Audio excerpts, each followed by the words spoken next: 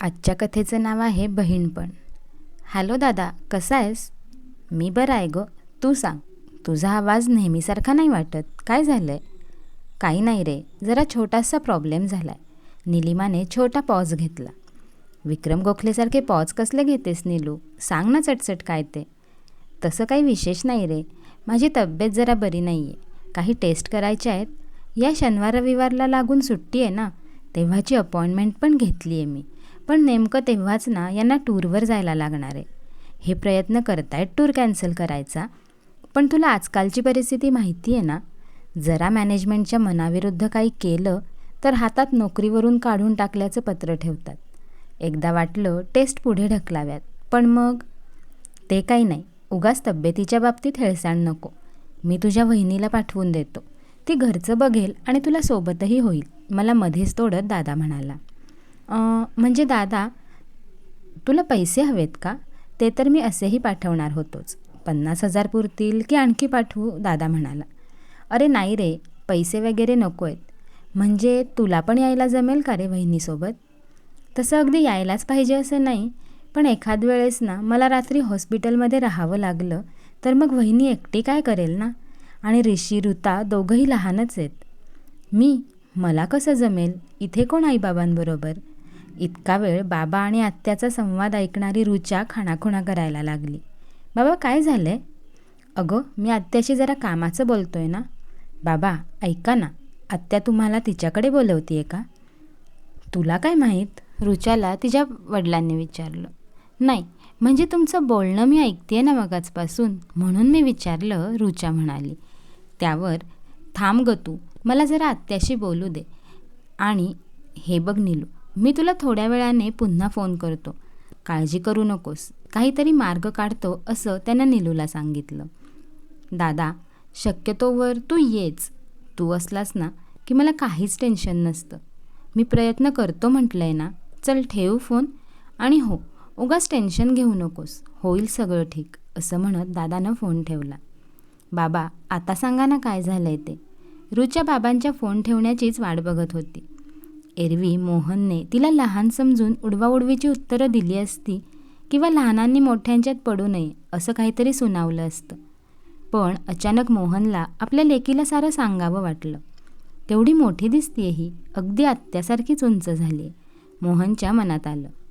त्याने त्याच्यातला आणि निलिमातला संवाद रुचाला सांगितला. त्यात काय बाबा, मी आहे ना, कॉलेजला सुट्टीच आहे 3 दिवस. मी थांबेन आजी आबांबरोबर. आणि आपल्या पोळ्यावाल्या काकूंना तेवढे दिवस सगळाच स्वयंपाक करायला सांगू. तुम्ही जा आत्याकडे, इकडची काहीच काळजी करू नका, मी आहे. रुचाने सगळे प्रश्न अगदी चुटकीसरशी सोडवले.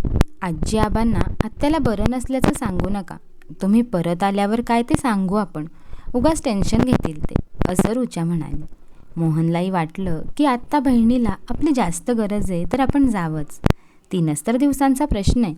त्याने चित्राला म्हणजेच त्याच्या बायकोला पण सगळं काही सांगितलं. आणि रुचा घरातली काळजी घेईल असंही तो म्हणाला. नीलुवंश अशा कधीच बोलवत नाहीत. शक्यतोवर आपले प्रॉब्लेम्स आपणच सोडवतात. यावेळी अगदी फोन करून त्यांच्या दादालाही बोलावतायत. खरंच तितकंच काहीतरी गंभीर असणार. चित्रा मनातल्या मनात विचार करत होती. घरी आई आणि आबा पण तसे वयस्कर आहेत. त्यांचं पथ्यपाणी, त्यांना वेळेवर खायला देणं हे सारं रुचाला जमेल का? तशी केअरटेकर येते म्हणा, पण आई अगदी जागेवरच आहे अर्धांगवायू झाल्यापासून. चित्राचे विचार काही थांबतच नव्हते.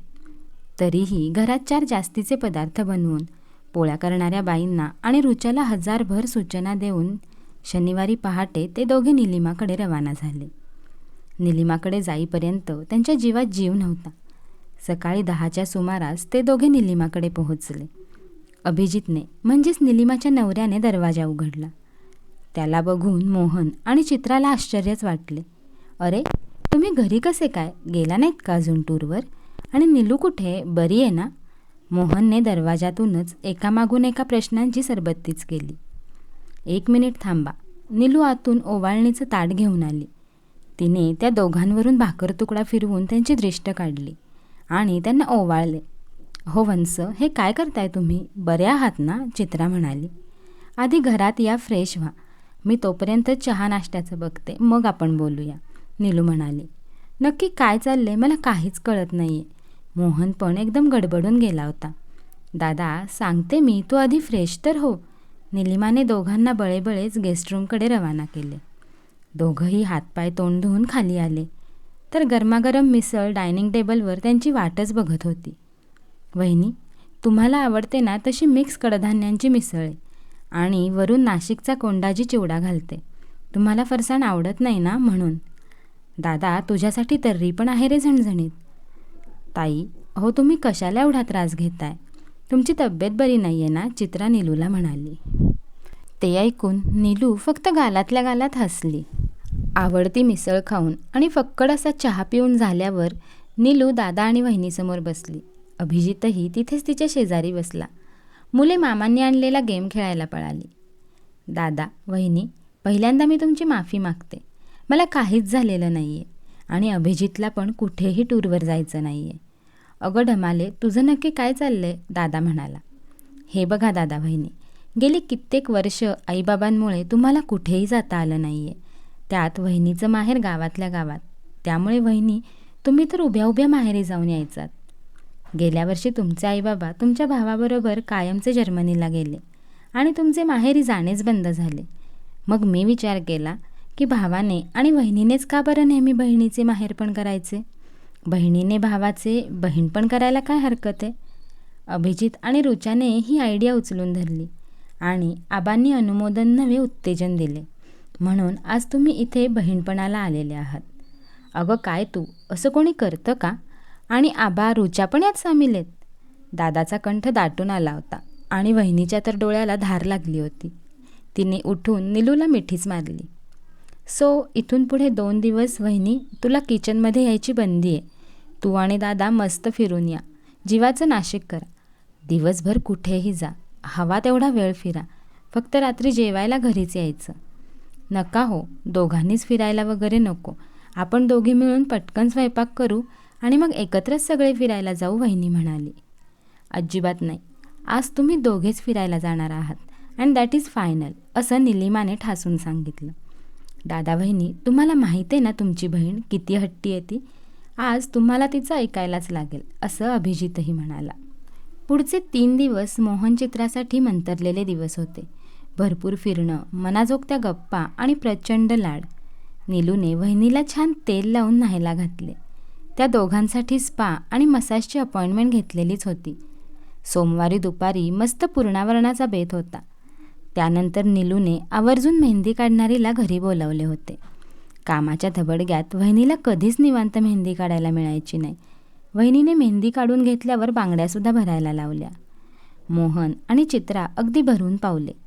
मंगळवारी पहाटे परतताना दोघांचा पायच निघत नव्हता. असं आगळं वेगळं माहेरपण करणारी, नाही बहीणपण करणारी ढमाली बहीण मला जन्मोजन्मी मिळू दे, असा विचार करतच मोहनने गाडी सुरू केली.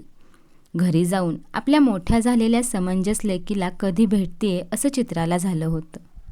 आणि अशा पद्धतीनं या दोघांनी हे बहीणपण खूप छान अनुभवलं होतं. तुम्हाला ही गोष्ट आवडली का? कमेंट करून नक्की सांगा आणि अशाच नवनवीन व्हिडिओसाठी चॅनेलला लगेच सबस्क्राईब करा.